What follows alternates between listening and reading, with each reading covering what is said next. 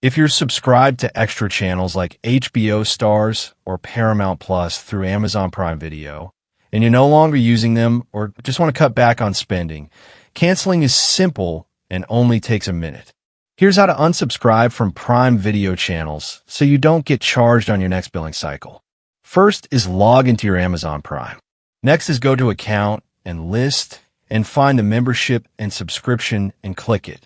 Now in this page, you can see your membership. To cancel it, click the Cancel Subscription on the right part of the page. Now here you give an option to remind me 3 days before renewal. Turn off Auto Renew or Cancel now and get a refund. And that's it. Managing your Amazon Prime Video subscriptions gives you control over what you watch and what you spend.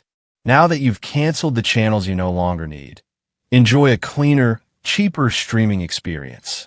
Want to explore more free content? Check out the Prime Reading in Amazon libraries.